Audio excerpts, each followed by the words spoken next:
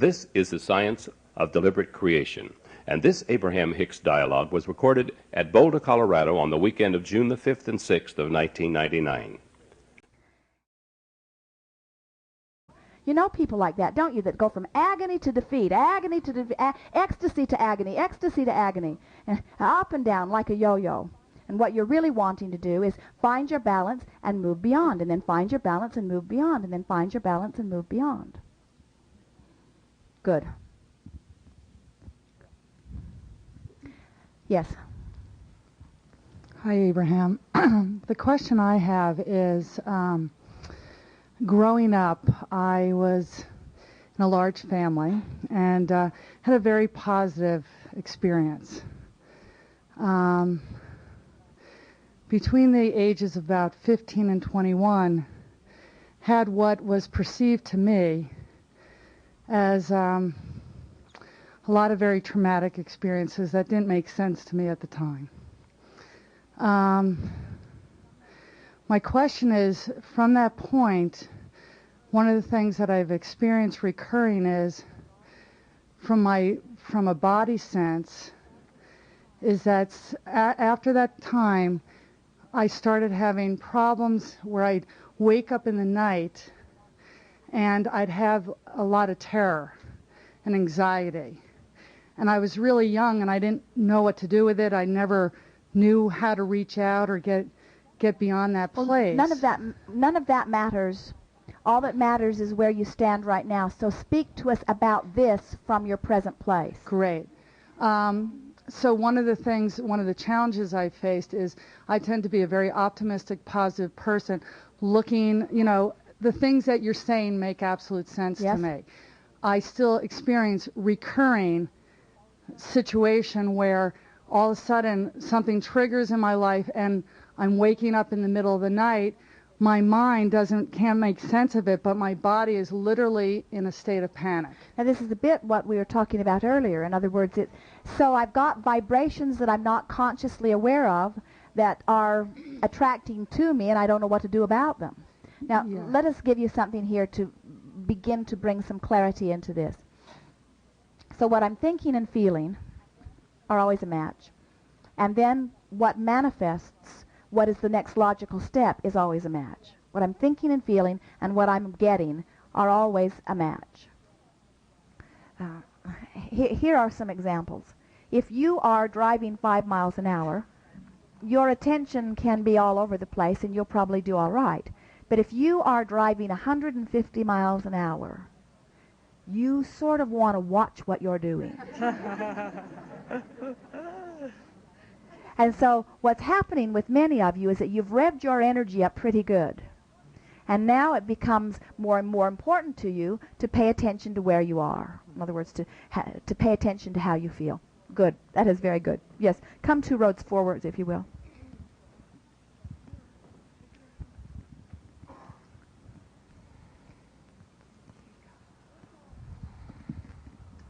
What about taking just a couple of minutes to ask for an intuitive insight? Because if something that dramatic were coming forward, it could be a very valid intuitive wisdom to just let go of something at that point, and that would automatically release the feeling to feel better. Give us an example. A dream, like her dream, that's trying.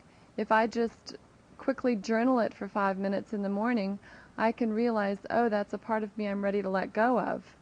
And then I ask myself, what is the wisdom here? What do I do next to bring about what I want? And the answer is very clear. You don't need this anymore.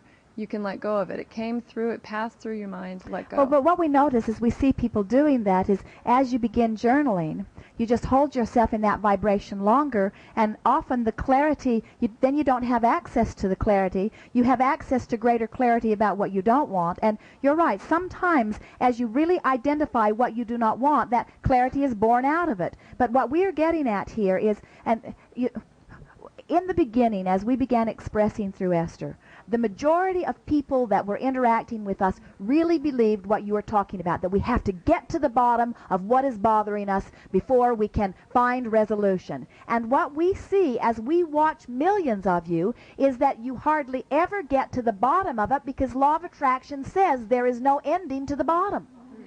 Right, but in other words, as you start vibrating there, you've got access to all the insight that you've lived and all the insight that somebody else has lived and all. And if you want to take it to an extreme, you end up with a gun in Columbine High School. In other words, that's where that goes. If you're focusing upon what is not wanted with law of attraction, as powerful as it is.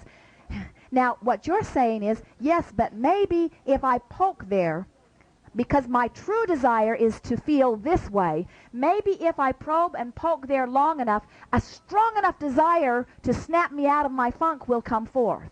And we say, but that depends upon how clearly you've identified how important it is for you to find this. If you have not clearly identified what your goal is and do not even know what it feels like when you do find it, then probing there is not the solution for you. Right, but if the goal is just to probe there for a moment, knowing that our inner self can bring us that deep wisdom to rocket Your us. inner self has already given you great wisdom. Your inner self has already given you the feeling within you that lets you know that in this moment you're holding a vibration that is contrary to who you really are. And so what you're saying is, sometimes I need to be more sure of that. Sometimes I need more validation that I'm not where I want to be. And sometimes by probing around in their clarity about what I am. But what we're saying is just be aware of what you're doing. As we hear you, we can hear that that is a very good process for you, because you are often very clear about where you are going. So when you deviate from that, you never lose sight of where you're going. Right. But if you were giving this advice to someone who was not clear about where they're going, so they had no aware when the desire erupted, it didn't mean anything to them. They're just going deeper and deeper and deeper and deeper here. There was a woman some time ago who visited with us about a terrible dream she was having about being beat up. And as we felt her vibration, we could feel how close she was to that. In other words, it truly was the next logical step for her. And so we visited with her as much as we could in a gathering like this about finding a different feeling place and about what those dreams often mean, and how if she could find a different feeling place and let it become dominant in her experience, that nothing like that could happen to her. Well, within about a week, she was beaten up badly. And there were those who knew her, who knew us, that felt great criticism that Abraham did not say, we can feel that you are on the brink of really getting beaten up. They felt that we should have warned her so she could have taken some action. And we say she did not have access to any action that would have prevented that. Our only hope was to help her to find a different vibration, you see. Because the avalanche had begun, and if we had said, we agree with you, we can see this coming, hide out, there would have been no corner safe enough for her to hide out within, because nothing can buck that current, you see. And so we do not encourage ever spending too much time going there and trying to sort something out. We think that the gut feeling that you've got is enough information. This doesn't feel good, this feels better. This doesn't feel good, this feels better. We don't think you have to go to too great of detail in understanding why this doesn't feel good. It will trim years of therapy off of your experience.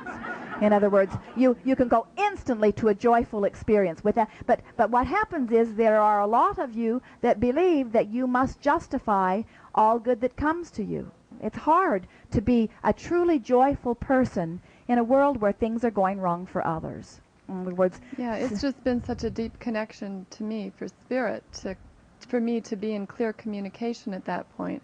But I see what you're saying about digging deeply. just remember, and what you're amplifying is, contrast produces desire. And so some of you don't need much contrast to produce desire. Some of you need stronger contrast to produce desire. It depends upon how willing you are to find the nugget. Mm-hmm. In other words, it's like if you have very sensing fingers and you reach into these soft little feathers, you can find the nuggets very easily. In other words, but if you've got great big calloused hands, and on them you've got big leather gloves. In other words, you're all hardened from the life experience, and you're reaching around in there, you might not ever find them. They'd have to get really big before you'd find them with your lack of sensitivity. And so what most teachers, and Abraham included, one of the first things we teach as a powerful beginning to knowing who you really are is to sit every day, if you can find the time, for 15 minutes and quiet your mind. Because when you stop thought, you stop all resistant thought. And when you stop all resistant thought, your vibration raises. And when your vibration raises and you're not asleep, your vibration raises every time you sleep. But when you are asleep, you do not have conscious awareness of what the raised vibration feels like. When you meditate and your vibration raises, or when you listen to happy music and your vibration raises, or when you get on a rampage of appreciation and your vibration raises, you know what it feels like consciously to be in that higher vibration. And when you know what it feels like consciously to be in that higher vibration, then you notice when you dip out of it more easily. People say, Abraham, is it normal for all hell to break loose in someone's life when they begin doing Abraham work? And we say, when you begin consciously practicing the higher vibration, you're going to feel the dips in your That's why then you come to us and you say, Abraham, I'm doing so well, I'm feeling so much better most of the time, I'm tuned in, tapped in, turned on, I'm connected to my core energy, but those people at work are so negative. Or my mother is so... People that never bothered you before suddenly are like fingernails on a blackboard to you. They just give you fits because you have acclimated to the higher vibration. Think about the football player who it's his first day on the field, and nobody told him he should put on that equipment. He'd get pretty beat up, wouldn't he? And so he puts on that equipment, and it's still his first day on the field, and he still pretty much gets beat up.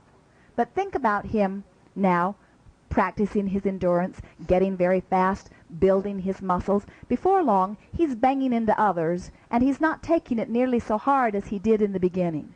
So what we want you to recognize is that, we're getting a little ringing here. What we're wanting you to recognize is that when you spend time deliberately, consciously practicing the higher vibration, it readies you. It puts you in a place that it doesn't matter so much what's going on around you. You fare very well within it, you see.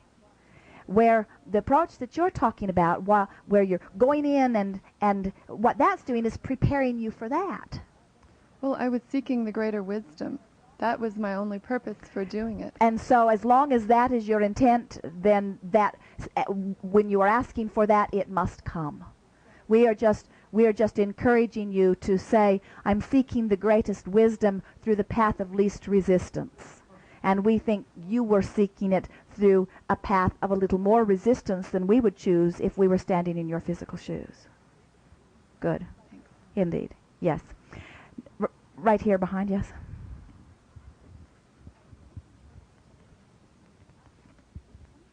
Hi, Abraham. One of the things I want is eternal youth, and I'm finding... Well, since it's too late for that, because you are really old, really, really old. You have been around for an eternity, and your youth is gone. So we would encourage you to just ask for vitality and clarity and other things, because youth is not a possibility for you anymore. Right. Well, you were old before you were born in this body. Really, really old. Okay, unlimited vitality and that feeling that you have. Done. Okay. Thank you. How do you, and what causes that? What you're asking for is clarity and energy and eagerness and life force, and the way that comes is by identifying objects of attention and giving them enough of your attention that they get strong enough that they summon large quantities of energy through you. In other words, the key to that which you are seeking is having lots of things that you are giving your attention to that are summoning life through you. Mm-hmm. The more exposure, the more rockets of desire. The more rockets of desire, ask and it is given. And what is given? Life force and clarity and energy. So what shuts it down? Not wanting anything, or wanting things that you don't believe until they get so uncomfortable that you shut down the wanting. So the key that you are looking for, the deeper question is, what might I do to keep life force flowing through me? We say, keep wanting. So then you say, well, what might I do to keep wanting? We say, keep looking around. It will be born naturally out of the contrast. Once we think, we told you this yesterday, and we'll give it to you again, because we think this one factor is the thing that inhibits most of you and keeps you from doing that. And that is, the contrast gives birth to a new desire. Uh-oh, I've got a desire that is unfulfilled. And now I'm unhappy because people are looking at me and they know I want this thing that I don't have. And I'm embarrassed because I'm unfulfilled. And we say, if you can get over that, if you can understand that you will always be unfulfilled because you have no ending, and you're always going someplace else. In other words, there's always a next step, always a next step, always a next step. Ties in powerfully with your quest for eternal youth, doesn't it? Always something more. And so when you really, really get it, that this desire is a powerful and an important thing, and so what if it isn't fulfilled? So what if it takes me a while to get used to it? The fact that it exists is the promise of life force. But does that play a part in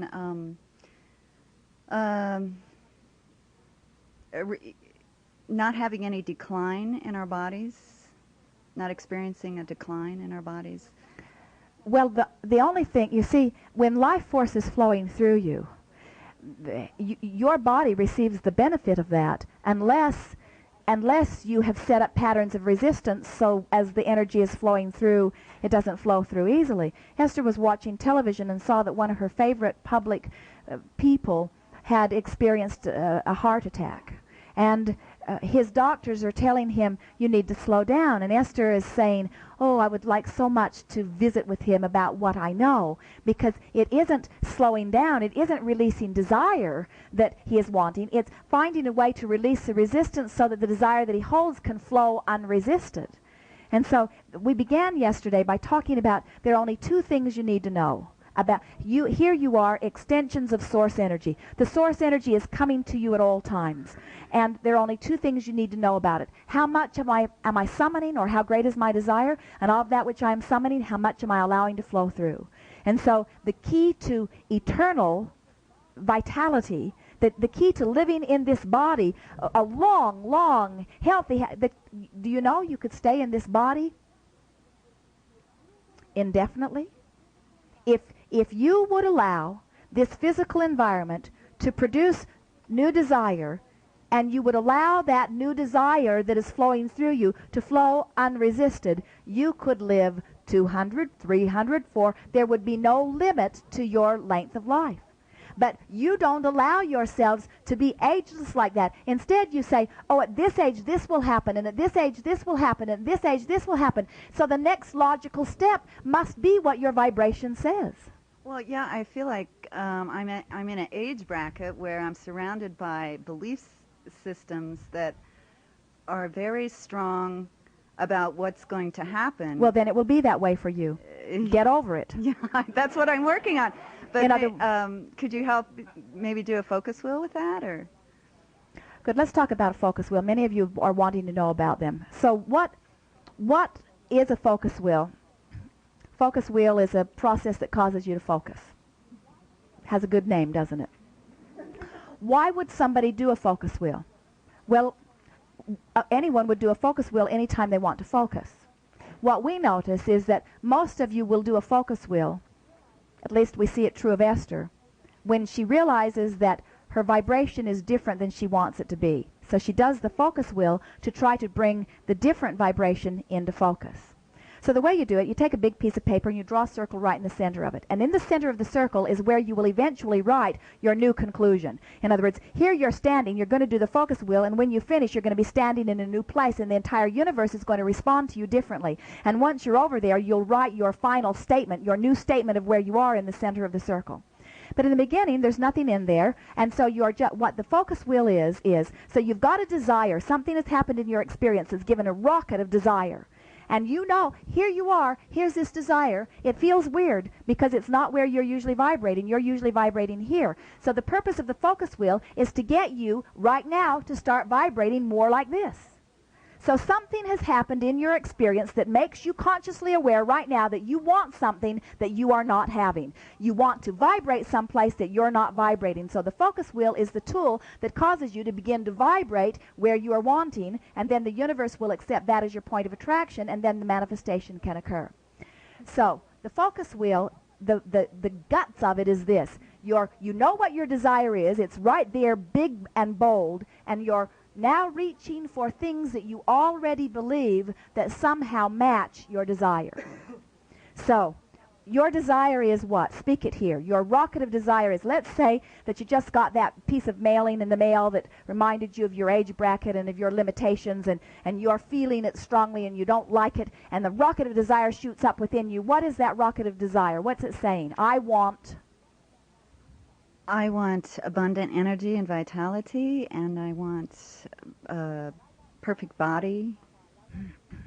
Right, I want to feel great in my body. I want to be alive and vital and youthful and eager. So there's your rocket of desire. But your habit of thought is nowhere near there. So now you're going to begin. So you begin reaching for statements that match this.